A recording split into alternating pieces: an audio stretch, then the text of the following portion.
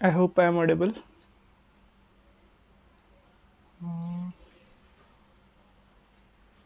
All right, let's begin our session. तो basically हम लोग क्या कर रहे हैं, फिजिकल ज्योग्राफी कवर करेंगे. हमारा 21 अप्रैल को एग्ज़ाम है ना. सबको ही पता है 21 अप्रैल को CDS का एग्ज़ाम है हमारा. ऑल राइट, तो अभी लास्ट मोमेंट पे हम क्या कर सकते हैं. I hope, I am believing that आप लोगों ने थोड़ी बहुत पढ़ाई करी होगी, क्योंकि अपने CDS में क्या क्या आता है. वेट, CDS में सिर्फ ज्योग्राफी तो आता नहीं है, राइट. पॉलिटी आता है. आई होप पढ़ लिया होगा आपने. लास्ट में रिवाइज कर लेंगे. साइंस में आपका फिजिक्स, केमिस्ट्री और बायो ये सब आता है, राइट. और करंट अफेयर्स भी कर रहे होंगे, आई एम होपिंग सो. और क्या रह गया, इकोनॉमिक्स वगैरह, वो तो फिर छोटी बड़ी चीज़ें हैं, वो तो हो जाते हैं, राइट. तो एक ज्योग्राफी का फैक्टर आता है, इसमें हमारे 18 से 20 क्वेश्चन आते हैं, मैक्सिमम 22 और मिनिमम 16-17 तक आ जाते हैं. तो आई होप आपने पढ़ा होगा, अभी तक नहीं भी पढ़ा होगा तो I will be covering your geography for CDS 2024 on this YouTube channel, right. ज़्यादा नहीं, 10-12 वीडियोज़ में हो जाएगा, छोटे मोटे वीडियोज़ में. फिजिकल इंडियन और वर्ल्ड सब मिला के आपके ओवरऑल ज्योग्राफी में जो भी क्वेश्चंस आते हैं उस हिसाब से मैं आपका कवर करा दूंगा. मैं ऐसे नहीं बोल रहा कि मैं सीरियल वाइज चलूंगा, बट एग्जाम के अकॉर्डिंग, एग्जाम के पैटर्न के अकॉर्डिंग मैं आपको पढ़ा दूंगा, ठीक है. तो लेट्स बिगिन. हम आज शुरू करेंगे स्टार्टिंग से, लाइक फर्स्ट चैप्टर से, जिससे कभी कभी, मैं ये नहीं बोलूँगा कि हर बार, कभी कभी क्वेश्चंस आ जाते हैं और ये बहुत इजी वाले होते हैं, इनको कोई भी कर सकता है. That's why, right. तो हमारा स्टार्टिंग ज्योग्राफी की यही है कि ज्योग्राफी का मीनिंग क्या है. मीनिंग वगैरह आपको बोर्ड का एग्जाम है नहीं, तो आपको वहाँ पे जाके लिखना नहीं है ना. तो बस इतना देख लो. The description of earth is the abode of human beings can be considered as geography. Abode का मतलब होता है घर, हाउस. All right. तो अर्थ जो एक ह्यूमन के घर के अकॉर्डिंग बताई जाती है, वही आपकी ज्योग्राफी है. Description of earth as the abode of human being can be considered as geography. All right. तो ये तो बेसिक आपका मीनिंग हो गया. आपका एक ये भी आ सकता है एग्जाम में कि लाइक ज्योग्राफी वर्ड बना कैसे है. दो वर्ड से मिलके बना है. एक सेकेंड. जियो और दूसरा आपका है ग्राफी, को क्या बोलेंगे, ग्रेफोज. ऑलराइट.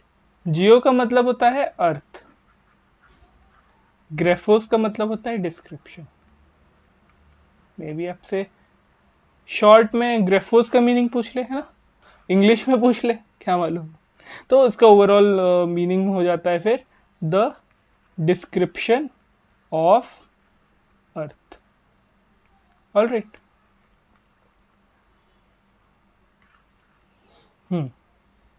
तो ये तो बेसिक बेसिक चीज़ें हैं. कुछ ब्रांचेस ऑफ ज्योग्राफी होती हैं, ये एक बार आप देख लो. लाइक इसमें आपका नाम पूछ सकते हैं. नाम in the sense I am saying that इसमें दो अप्रोचेज में ब्रांचेज हैं. पहला है इसमें सिस्टमेटिक अप्रोच,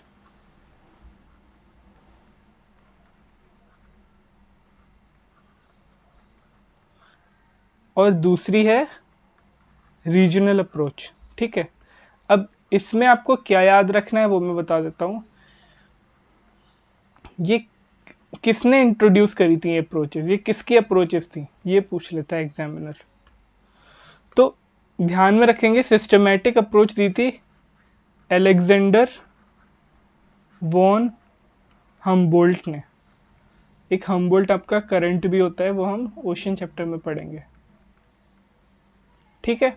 और ये अलेक्जेंडर है ना, अलेक्जेंडर, ठीक है. और ये कार्ल रिटर ने दी थी। ऑलराइट, और ये दोनों के दोनों जर्मन थे,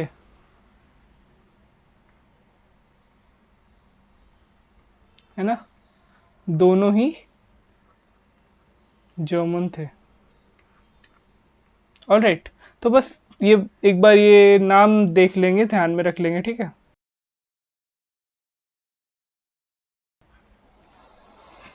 हम्म।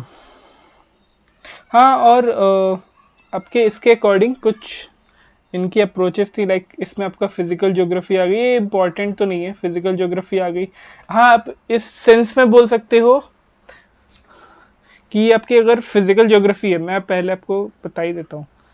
सिस्टमैटिक अप्रोच के अकॉर्डिंग बात करेंगे हम पहले। सिस्टमैटिक अप्रोच है, ठीक है। तो इसमें पहले नंबर पे आती है आपकी जियोमॉर्फोलॉजी। अब ये पूछ सकता है कि जियोमॉर्फोलॉजी है क्या, तो जियोमॉर्फोलॉजी है स्टडी ऑफ लैंडफॉर्म्स, जो हम आगे जाके पढ़ेंगे। Study of landforms. ऑलराइट, आपका एक होता है क्लाइमेटोलॉजी, इसी के अंडर में आता है सिस्टमैटिक अप्रोच में। ये आपका होता है स्टडी ऑफ एटमॉस्फियर।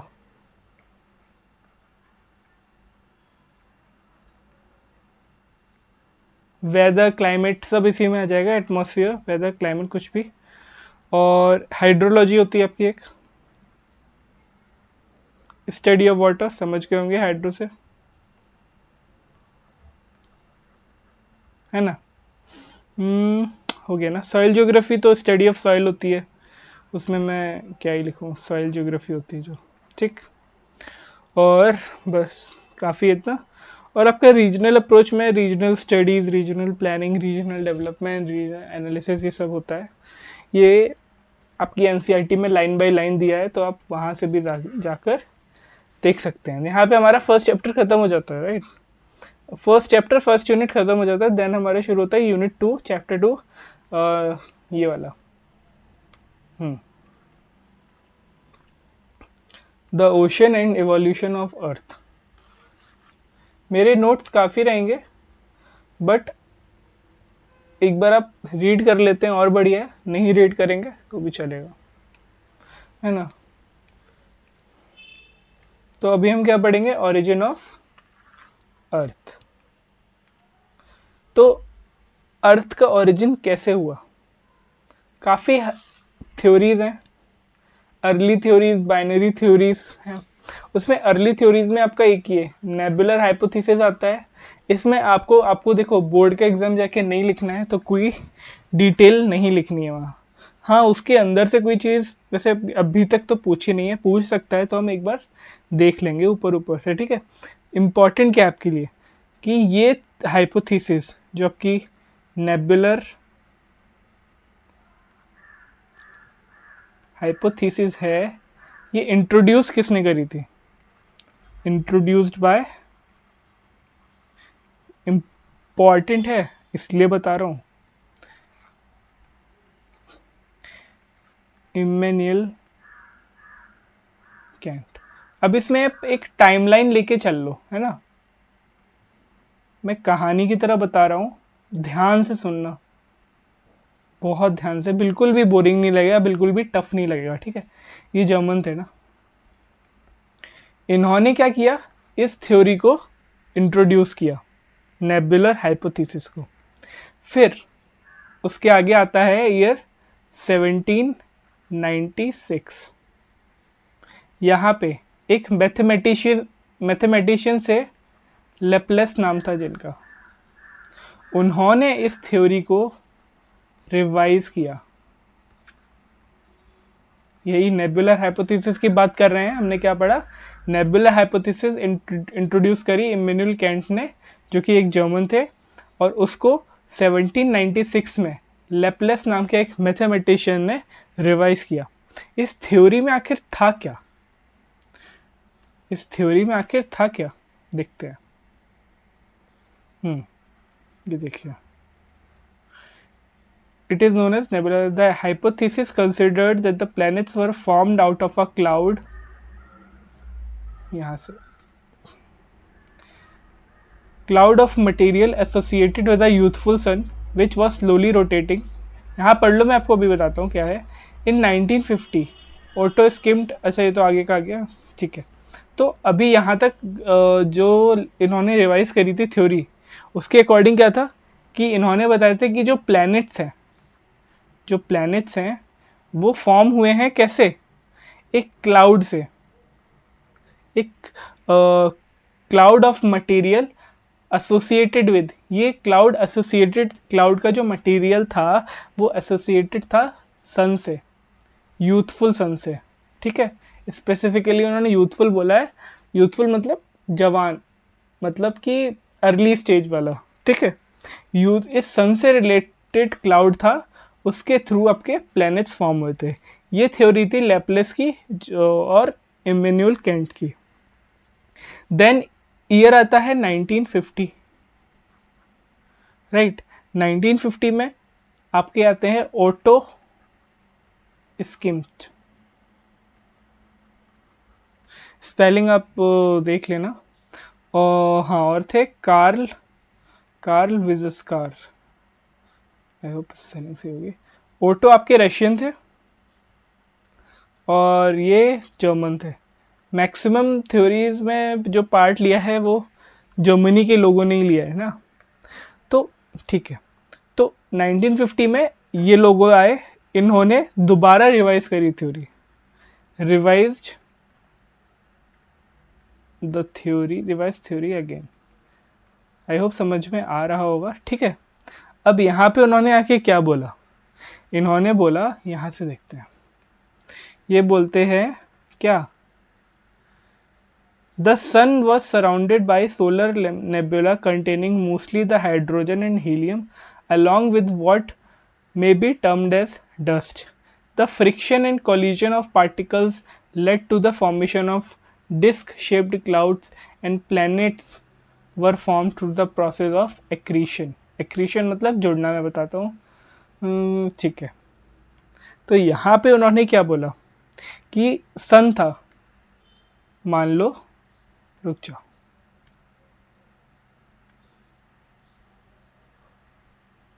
मान लो ये सन था, ठीक है. अब ये सन सराउंडेड था एक सोलर नेबुला से. सोलर नेबुला आप क्लाउड्स मान लो, ठीक है, क्लाउड्स टाइप मान लो. ये घिरा हुआ था इन क्लाउड से, ठीक है. ये क्लाउड किसके बने हुए थे, ये बने हुए थे मेनली हाइड्रोजन और हीलियम के. आपके एग्जाम में ये पूछ सकता है कि क्लाउड्स किसके बने थे, हाइड्रोजन एंड हीलियम. ऑलराइट. सो इसके साथ डस्ट पार्टिकल्स भी थे. डस्ट पार्टिकल्स क्यों इंपॉर्टेंट हो जाते हैं ये पता चलेगा. तो जब इनका फ्रिक्शन और कोलिजन हुआ आपस में, फिर क्या हुआ बताता हूं. The friction and collision of particles led to the formation of a disc-shaped cloud and the planets were formed out of it. ये आपस में ऐसे इनका जो भी चला, फिर इससे एक डिस्क शेप क्लाउड का फॉर्मेशन हुआ और सारे प्लैनेट्स जो थे वो through the process of accretion, accretion का मतलब है कि जोड़ना, एक्रीशन मतलब टुगेदरनेस, उस प्रोसेस से फॉर्म हुए. दोबारा बता देता हूँ. ये आपका सन था, ठीक है. सन के आसपास हाइड्रोजन, हीलियम और डस्ट के क्लाउड्स थे. इन्होंने आपस में रगड़ा मारा, रगड़े चिपके जो भी किया, देन उससे एक डिस्क शेप क्लाउड का फॉर्मेशन हुआ. उस और जो प्लैनेट्स थे वो इसी डिस्क शेप क्लाउड से फॉर्म हो गए. सिंपल सी थ्योरी है ये, ठीक है. आई होप समझ में आया रहेगा, है ना. अभी तक हमने क्या पढ़ा, कुछ नहीं पढ़ा. नेबुलर हाइपोथेसिस पढ़ी, जिसको इंट्रोड्यूस किया था इमैनुअल कैंट ने. 1796 में लैपलेस ने इसे रिवाइज किया. ये थ्योरी में क्या था कि प्लैनेट जो बने हैं वो एक क्लाउड से बने हैं जो एक सन से रिलेटेड था। 1950 में ओटो स्किम्ट और कार्ल विजस्कार आए। वो कौन सी कंट्री से थे ये आप देख लेना, ठीक है।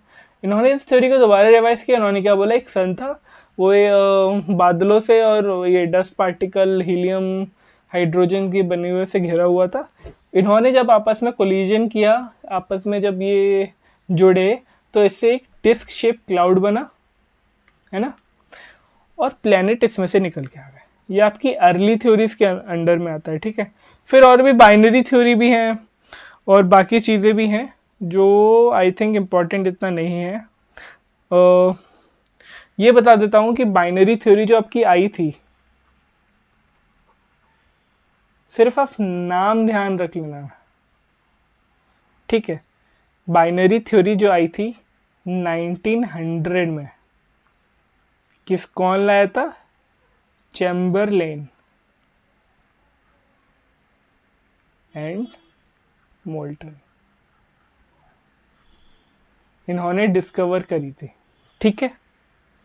बाद में किसने क्या सपोर्ट किया वो इतना इम्पोर्टेंट नहीं है। इसके अकॉर्डिंग क्या था, एक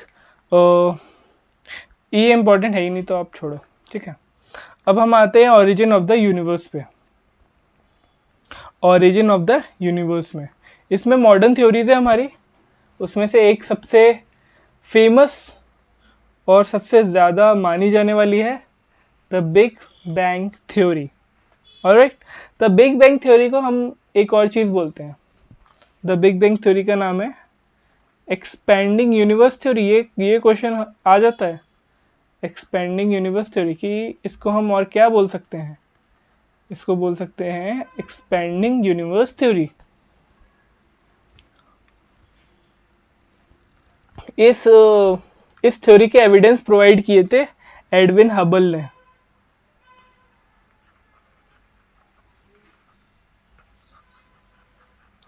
कब? 1920 में। ऑलराइट, इन्होंने बोला था कि यूनिवर्स एक्सपेंड हो रहा है, जैसे जैसे टाइम बढ़ रहा है universe is expanding. Alright, galaxies जो है, जैसे आपको पता हो हमारी मिल्की वे गैलेक्सी है। गैलेक्सी तो मालूम होगा ना कि एक तो हम यहाँ रहते हैं, ठीक है, ये हमारा स्टेट है, ये हमारा देश है ना, कॉन्टिनेंट हो गया, और ये पूरा वर्ल्ड में आ गया, और ये वर्ल्ड एक गैलेक्सी में है। उस गैलेक्सी का नाम है मिल्की वे गैलेक्सी। इसमें और भी प्लैनेट्स हैं, मर्करी, वीनस, जुपिटर, सैटर्न, ठीक है। तो गैलेक्सी तो पता ही होगा, है ना।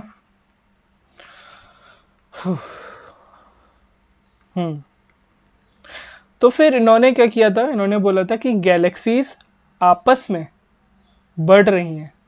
जैसे ये गैलेक्सी आज 1 किलोमीटर दूर है, तो कल ये गैलेक्सी 2 किलोमीटर दूर हो जाएगी। मैं एग्जाम्पल दे रहा हूँ, और इतना इजीली भी नहीं बढ़ रहे हैं, है ना, मतलब इजी का मतलब है इतना तेज भी नहीं बढ़ रहे हैं, लेकिन बढ़ ज़रूर रहे हैं। इन्होंने एक बलून एग्जाम्पल दिया था, तो आपसे ये पूछ सकता है कि balloon example related to modern theories origin of the universe किसने दिया था? बलून का एग्जाम्पल इन्होंने दिया था, और इस एग्जाम्पल को पार्शियली करेक्ट बताया था। क्यों, क्या बताया था, ये आप यहाँ से पढ़ सकते हो, इतना इम्पोर्टेंट नहीं है। हाँ, if you as time galaxies move further, you can experiment and find what does the expanding universe mean. Take a balloon and mark some points on it. ये आप देख लेना, ठीक है। तो इस हिसाब से इन्होंने बताया था कि ये थ्योरी पार्शियली करेक्ट है, इनको हम नहीं मानते। This is not beside the increase in the distance between the points of the balloon, ठीक है। So the balloon example is only partially correct. ये इंपॉर्टेंट लाइन है, ठीक है। आज हम थोड़ा सा स्लो है, जैसे जैसे टाइम बढ़ेगा हम फास्ट होंगे, और ज़्यादा से ज़्यादा 10-12 दिन में आपका ज्योग्राफी ख़त्म। आप 18 से 20 क्वेश्चन एम ही कर पाओगे। ये वो पार्ट मैं बता रहा हूँ कि अगर आप अटके हुए हो बॉर्डर लाइन पे, तो ज्योग्राफी आपकी नैया पार लगा देगी। हाँ, स्टेजेस जाननी है कि आपको इसकी थ्योरीज की? एक second, let me see if there is any comment.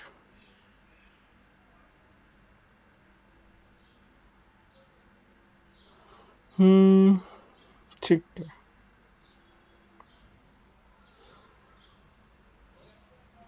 तो मैं आपके इसके स्टेज बता ही देता हूँ क्या था।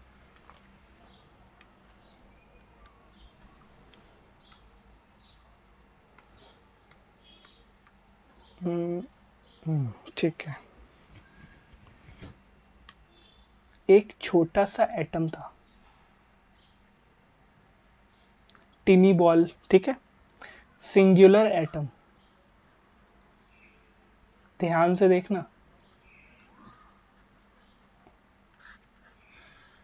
ये ये मैंने यहाँ बना दिया है, लेकिन ये अनइमेजिनेबली, मैं लिख रहा हूँ कीवर्ड से, अनइमेजिनेबली स्मॉल वॉल्यूम का था।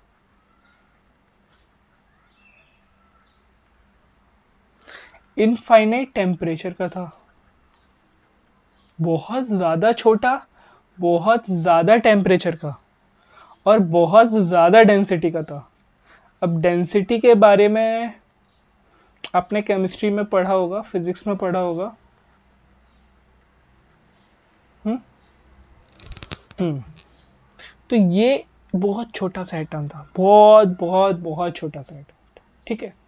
Unimaginably small volume, finite temperature, finite density. अब बात है आज से 13.7 बिलियन ईयर्स अगो। वैसे तो मैं बोलता हूँ कि ये नंबर्स आते नहीं हैं, लेकिन अभी मैं जो बता रहा हूँ वो ध्यान से कर लेना, वो आते हैं नंबर। एक क्वेश्चन आ चुका है एग्जाम का, पीवाईक्यू है कि हमारा अर्थ कितने साल पुराना है, कितना पुराना है, ठीक है, आ चुका है क्वेश्चन। टाइम मिला तो मैं आपको दिखाता हूँ, ठीक है। तो 13.7 बिलियन ईयर्स एगो ये जो छोटा सा एटम था ये फटता है, ये होता है ब्लास्ट, और इसी ब्लास्ट को नाम दिया गया था बिग बैंग थ्योरी। तो ये जब टिनी बॉल एक्सपेंड होती है तो एक्सपेंशन बढ़ता है। आप इमेजिन करो, ये बॉल फटी और जो एनर्जी इसमें से निकली, जो एक्सपेंशन हुआ, वो उसमें से कुछ एनर्जी, ये फटा, इसमें से एनर्जी निकली, कुछ एनर्जी मैटर में बदल गई, कुछ, ठीक। फिर एक्सपेंशन बढ़ रहा था, बढ़ रहा था, बढ़ रहा था। ये मैं आपको बता रहा हूँ कुछ सेकंड्स, इसके बॉल के फटने के कुछ सेकंड्स के दौरान, ठीक है। मैं बहुत स्लो इसलिए समझा रहा हूँ, अच्छे से समझना। इस बॉल के फटने से with in fraction of second energy बदल गई आपकी मैटर में, कुछ एनर्जी आपकी मैटर में बदल गई। और इसके बाद जैसे जैसे एक्सपेंशन स्लो डाउन हुआ, धीरा हुआ, धीमे हुआ, फिर एक एटम बना विद इन फर्स्ट 3 मिनट्स, एक एटम बना, ठीक। अभी तक क्या बोला? एक अनइमेजिनेबली स्मॉल वॉल्यूम की बॉल थी जिसमें बहुत ज़्यादा टेम्परेचर था, बहुत ज़्यादा डेंसिटी थी। 13.7 बिलियन ईयर्स अगो ये बॉल फटती है ना।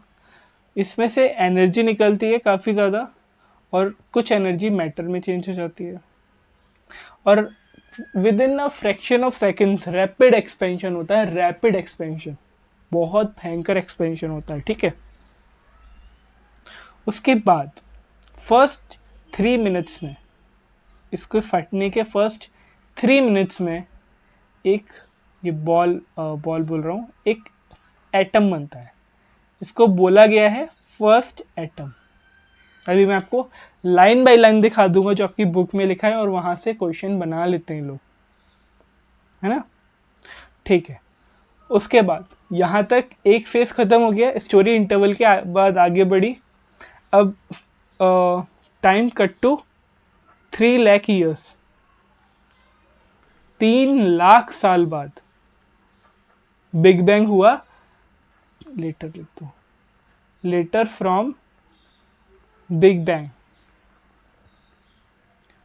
3 लाख साल बाद इसका टेम्परेचर ड्रॉप हुआ। ड्रॉप हुआ कितना? 4500 केल्विन।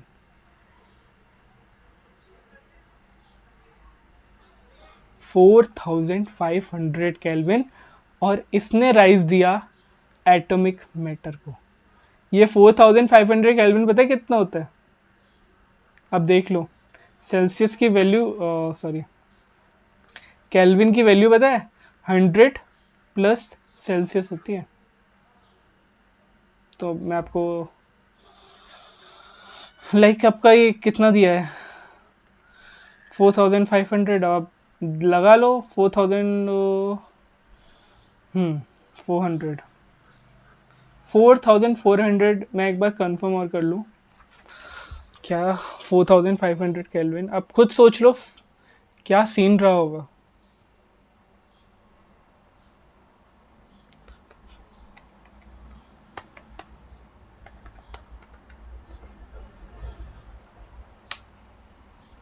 ये बोला 4226 डिग्री सेल्सियस। मैं मजाक नहीं कर रहा हूँ। 3 लाख साल बाद बिग बैंग के ये इतना टेम्परेचर होता है ना। फिर जब इतना टेम्परेचर हो जाता है तो एटॉमिक मैटर राइज करता है, और हमारा यूनिवर्स ट्रांसपेरेंट हो जाता है।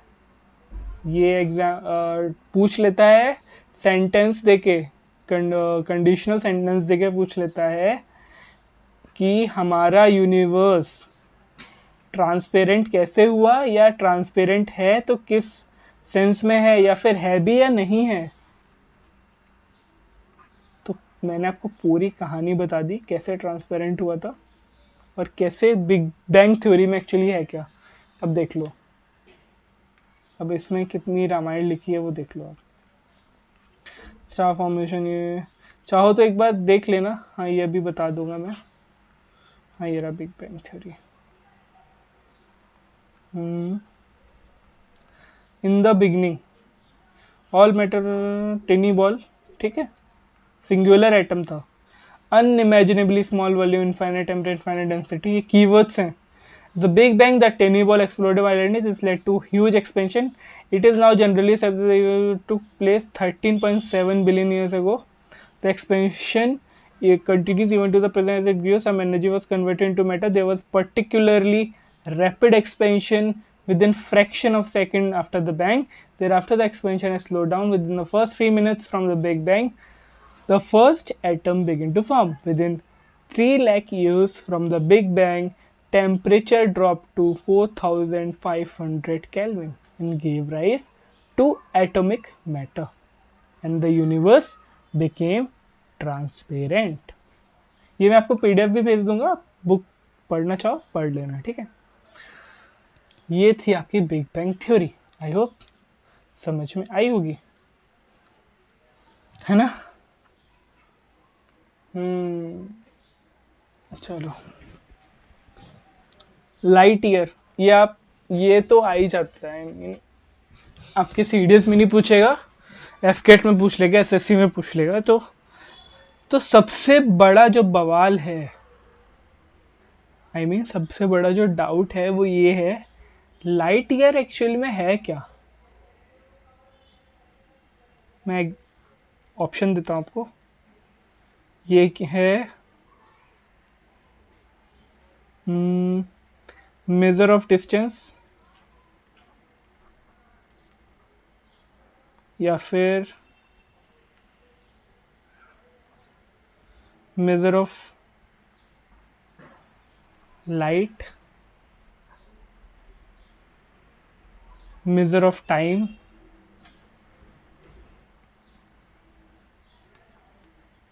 none of the above. बताओ।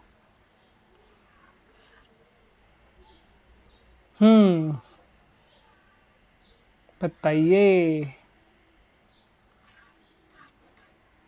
तो आपको जान के हैरानी हो सकती है, पढ़ा होगा आपने तो नहीं होगी हैरानी, ऑफ कोर्स क्यों होगी हैरानी, है ना। ये आपका मेजर ऑफ डिस्टेंस होता है, simple and sweet. Light year, 4 option दिए होंगे आपके एग्जाम में और पूछ लेगा। वैसे सीडीएस में अगर पूछेगा तो थोड़ा कुछ तो एग्जाम्पल वगैरह के साथ पूछ सकता है वैसे तो। इतना इजी तो पूछेगा नहीं। मेजर ऑफ डिस्टेंस होता है, अब और क्या पूछ सकता है वो बता रहा हूँ मैं, ठीक है। लाइट ईयर क्यों बोलते हैं मैं आपको बताऊँ। लाइट की स्पीड पता है किसी को? स्पीड ऑफ लाइट होती है 3 लाख किलोमीटर आर। हाँ, मिनट नहीं, सेकेंड। 3 लाख किलोमीटर प्रति सेकंड, 3 लाख किलोमीटर पर सेकंड की स्पीड होती है लाइट की, समझ रहे हो। और कैसे एग्जांपल दूं? हाँ, सन मान लो, सन हमारे यहाँ से कितना दूर है? सन हमारे यहाँ से दूर है 14,95,98,000 किलोमीटर। अर्थ से सन की दूरी मैंने बताई है, ठीक है, नोट कर लो, पूछ लेता है। तो सन से जब लाइट आती है हमारे अर्थ पे तो कैलकुलेट कर लो। अब डिस्टेंस आपको दिया हुआ है, स्पीड आपको पता है, टाइम जानना है, कैसे जानोगे?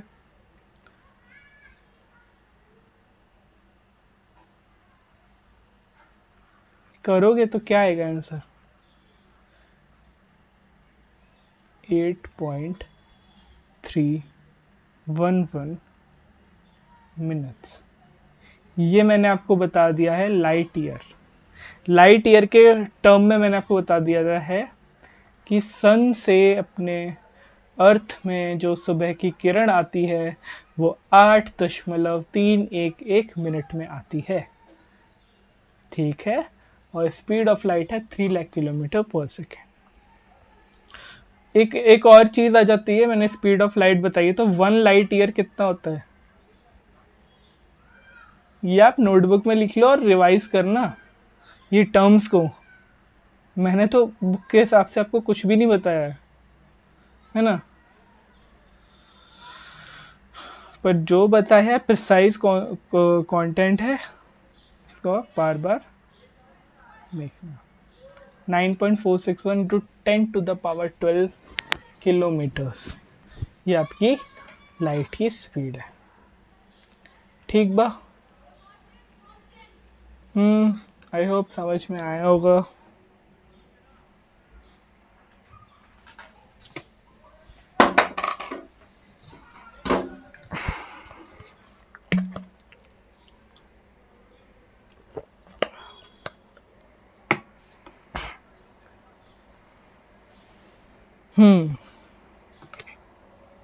सोलर सिस्टम पता है सबको, ये मैंने इसलिए यहीं पे लगा दिया।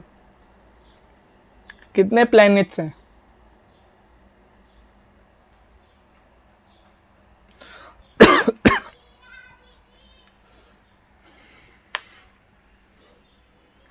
ऐसे देख लो, लिख लेना, मैं या फिर मैं स्लाइड ही भेज दूंगा आपको। स्लाइड कहाँ भेजूंगा बताता हूँ।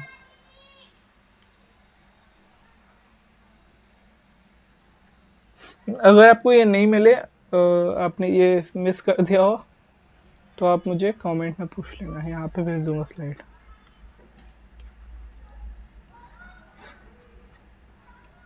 ठीक है। In case of any doubt or something, you can contact me here on WhatsApp only.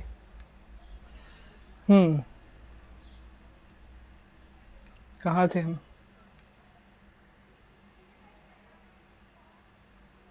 Solar system बहुत इजी है, तो सबको ही पता होगा, बट मैं कुछ चीज़ें ऐसी हैं, कुछ चीज़ें हो सकती हैं, एक दो चीज़ें जो आपको नहीं पता हो। सोलर सिस्टम में हमारा सन आता है, ये हमारा बिगेस्ट स्टार है, सबको पता रहेगा। सोलर सिस्टम में हमारे 8 प्लैनेट्स हैं। प्लूटो को अब नहीं मानते हैं, वो भी पता रहेगा क्यों नहीं मानते हैं, बताता हूँ क्यों नहीं मानते हैं। अभी आप बेसिकली ये नोट कर लो, 63 मून्स हैं हमारे सोलर सिस्टम में।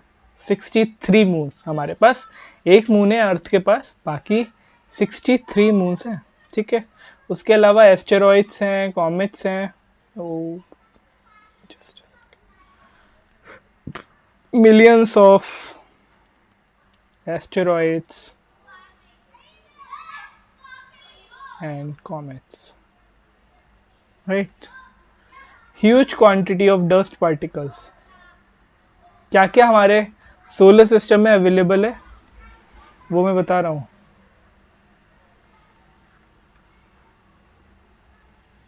राइट, प्लैनेट्स के बारे में रुक जाओ।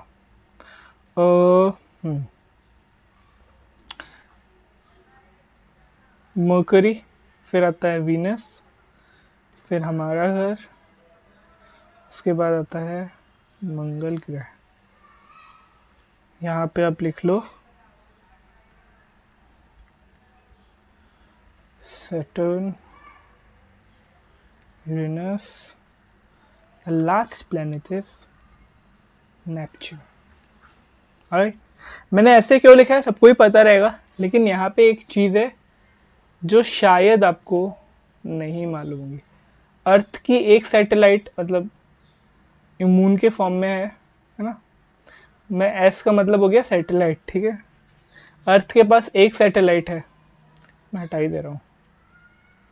अर्थ के पास एक सैटेलाइट है, मार्स के पास 2 सैटेलाइट है, इनके पास ब्लैंक है, नील। जुपिटर के पास आपकी 53 सैटेलाइट्स हैं। सैटर्न के पास आपकी 53 सैटेलाइट्स हैं। याद रखना, ये पूछ लेगा एग्जाम में। 27 सैटेलाइट यूरेनस के पास है, उसका आधा -0.5 मतलब 13 नेपच्यून की सैटेलाइट है।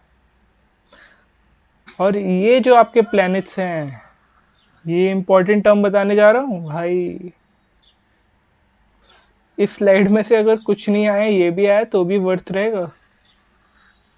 ये शुरू के 4 प्लैनेट्स कहे जाते हैं इनर प्लैनेट्स। चलो ये तो पता रहेगा। दूसरा टर्म है टेरेस्ट्रियल प्लैनेट्स। अब इनकी पूरी थ्योरी अलग लिखी हुई है। क्यों बोला जाता है? क्योंकि सन के पास है, इनमें जो गैस थी सन के पास होने की वजह से, लू की वजह से ये सारी गैस उड़ा ली। जो बाकी के सन से दूर प्लैनेट्स थे उसमें लू काम नहीं कर पाई, तो वो भी अभी तक गैस के बने हुए हैं। हमारा भी वैसे प्लैनेट था, बट बिकॉज हम सन के पास हैं तो गर्म हवाओं ने हमें बचा लिया, मतलब हमें जीवन प्रोवाइड किया। तो ये बाकी के 4 आपके हैं आउटर प्लैनेट्स, जिन्हें हम जोवियन प्लैनेट्स भी बोलते हैं। ये इंपॉर्टेंट हम बताया है। और जो क्वेश्चन में पीवाईक्यू ये है जो मैं बताने जा रहा हूँ, क्वेश्चन था कि प्लैनेट्स हमारे कितने साल पहले बने, नहीं अर्थ को पूछा था, अर्थ हमारा कितने साल पुराना है। तो सिर्फ अर्थ नहीं, प्लैनेट्स, मैं सबकी बात कर रहा हूँ। 4.6 billion years old. All right, आपके stars 5 to 6 billion years old है। और वो बिग बैंग तो पता है आपको, 13.7 बिलियन ईयर्स अगो पहले हुआ था, ठीक है। एक हमारा ये प्लूटो था, प्लूटो को हम प्लेनेट मानते थे, सनी है कि मानते ही नहीं थे, 2006 तक।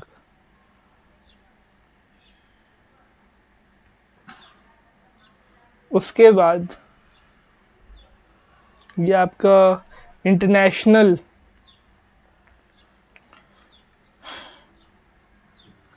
एस्ट्रोनॉमिकल यूनियन जो है, उन्होंने कुछ नॉर्म्स दिए। ये नॉर्म्स पूरे नॉर्म्स मतलब कुछ गाइडलाइन दी कि ये पूरा करेगा एक प्लेनेट तो ही उसे प्लेनेट कंसिडर किया जाएगा। और प्लूटो वो शर्तों को मान नहीं रहा था, वो अपनी जिद में था, तो उस वजह से इन्होंने उसे ड्वार्फ प्लेनेट का दर्जा दिया है। अब इसके आगे एक और मैं टर्म लाऊंगा जो इम्पोर्टेंट है, इसको हम बोलते हैं 2003 UB313 सबस्क्रिप्ट।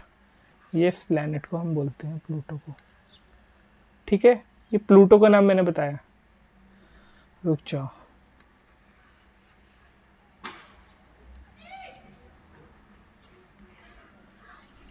ठीक है, आई होप समझ में आया रहेगा। आपके टेरेस्ट्रियल और जोवियन प्लैनेट्स के बीच में ही मैंने बता दिया था कि ये पेरेंट स्टार के पास थे, मतलब ये सन के पास थे। ये चार जन जो चक्कर काट रहे थे इसके पास थे, तो गर्म हवाओं ने यहाँ की सारी गैस को हटा दिया, भगा दिया, है ना। बट जो पीछे के चार थे उनके साथ ये नहीं हो पाया, तो वो आज भी गैसियस गैस के गोले हैं। ठीक है, आपका वीनस किससे बना है? सल्फ्यूरिक एसिड से बना है। केमिस्ट्री का क्वेश्चन करा रहा हूँ, लिख लेना। जियोलॉजिकल टाइम स्केल आपका एक तो होता है, क्या होता है इसमें, ये तो मैं असेंडिंग ऑर्डर में आपको बता दूंगा।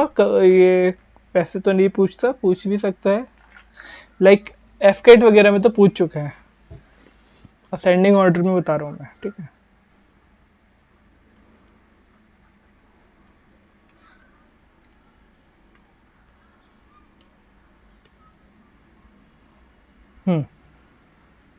तो सबसे पहले आपका आता है एज। अच्छा,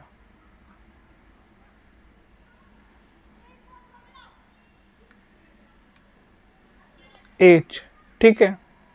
फिर आता है आपका एपोच, फिर आता है आपका पीरियड, फिर आता है एरा, लास्ट में आता है इयॉन्स। सुना होगा, एज हम लोगों की जो बात होती है, एपोच उससे बड़ा होता है, ये इस फॉर्मेट में है, इंक्रीजिंग फॉर्मेट में है। पीरियड उससे बड़ा, एरा उससे बड़ा इयॉन्स। ये ध्यान रखना, ये हिंदी में भी बता दे रहा हूँ, रुक जाओ।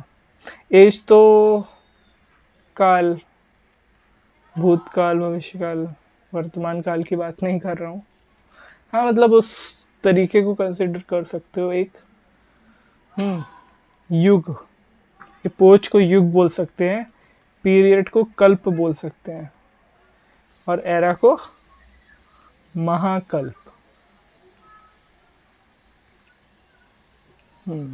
ठीक, चले। अरे ये किसने फोटो लगा दी भाई? टाइप्स ऑफ डेटिंग, हम बात करेंगे टाइप्स ऑफ डेटिंग की। ये ज्योग्राफी की क्लास में क्या मतलब, मैं केमिस्ट्री पढ़ा रहा हूँ, बट टाइप्स ऑफ डेटिंग ये वाली नहीं, ये वाली। लगा धक्का, लगा शॉक, क्यों हिला डाला ना। तो टाइप्स ऑफ डेटिंग बेसिकली क्या होता है कि हमारा तरीका कि पता करने का कि कौन सी चीज कितनी पुरानी है। अगर आज तुम लैपटॉप चला रहे हो, फोन चला रहे हो, फोन में कुछ देख रहे हो, कोई वेबसाइट, कोई इंस्टाग्राम, कुछ किसी को स्टॉक कर रहे हो और अचानक से बिग बैंग होता है और सब खत्म हो जाता है और तुम्हारा फोन दब जाता है मिट्टी में। फिर सब रीस्टार्ट होगा, है ना? फिर इंसान आएंगे, फिर खुदाई होगी, फिर पता करेंगे, यही साइकिल जो चल रही है वही रिपीट होगी। तो वो देखेंगे, अरे ये कौन सा इक्विपमेंट है, यंत्र है, ये कौन सा यंत्र है? तो वो बोलेंगे अरे उसको पता करने के लिए वो जो मेथड यूज करेंगे उनको बोलते हैं डेटिंग मेथड। हमारे यहाँ कुछ डेटिंग मेथड हैं, तो इससे आप कृपया करके डिस्ट्रैक्ट मत होइएगा। वो डेटिंग मेथड मैं आपको बताता हूँ, है ना? फिर समापन की ओर बढ़ेंगे। तो एक आपका होता है जो काफ़ी फेमस है, रेडियो एक्टिव डेटिंग मेथड। ये बेसिकली हम अर्थ की एज के लिए करते हैं, एज ऑफ द अर्थ। ठीक है। एक आपका होता है यूरेनियम लेड डेटिंग मेथड। ये ओल्डेस्ट रॉक्स के लिए करते हैं। ये नाम थोड़े वैसे हैं, आप तो 20 दिन में 4-4 बार पढ़ोगे तो इतने ध्यान हो जाएंगे कि ऑप्शन में आता है तो आप इनको एलिमिनेट कर पाओगे। पोटेशियम आर्गन डेटिंग मेथड, अगर आपकी फेवरेट केमिस्ट्री या साइंस स्टूडेंट हो तो दिक्कत ही नहीं है। आर्कोलॉजिकल सर्वे ऑफ इंडिया के स्टूडेंट हो तो भी दिक्कत नहीं है। होता है रुबिडियम स्ट्रॉन्टियम डेटिंग मेथड। ये ऊपर के जो सबसे पहले दो हैं उनको तो भूलना भी मत, नीचे के एक बार को नीचे भी मत भूलो। ये वाला इंपॉर्टेंट है, रेडियो कार्बन डेटिंग मेथड, है ना? उसके बाद आपका एक तो वो आया था, और लेटेस्ट वाला याद रखना जो 7 नंबर का है, फ्लोरीन डेटिंग 36 एक्चुअली।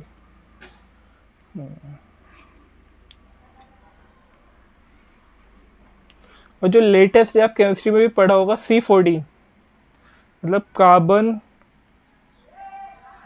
14 डेटिंग।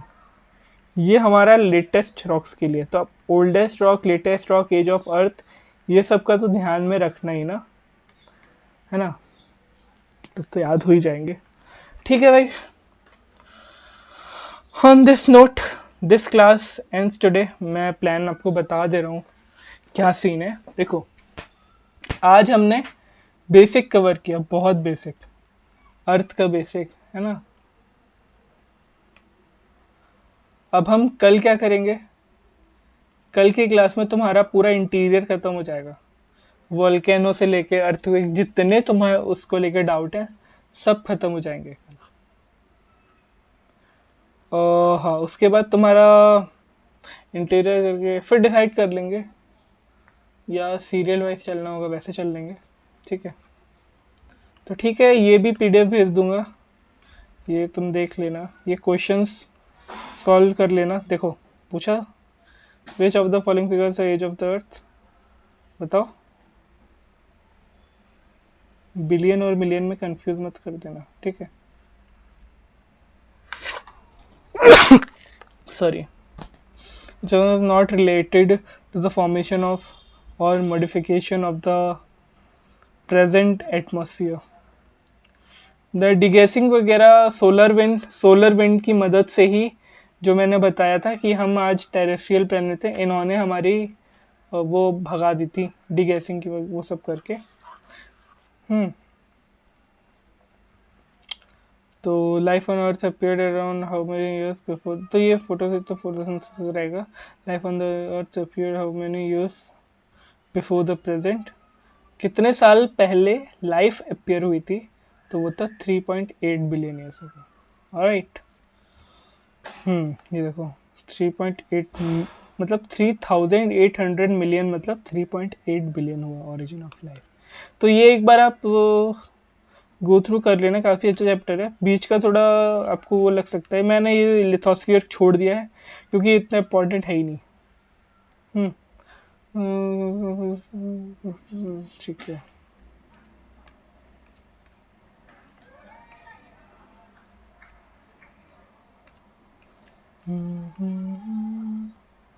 चलो ठीक है। अरे ये डिफ्रेंसिएशन रहेगा, फोटोसिंथेसिस सोलर विंड्स। ठीक है, डिफ्रेंसिएशन इसका आंसर आएगा, एक बार चेक और कर लेना। ठीक है। On that note, this was the first class. I hope आपको पसंद आया होगा। इसका मतलब है ऑल द बेस्ट, ये फ्रेंच में लिखा है, फ्रेंच में।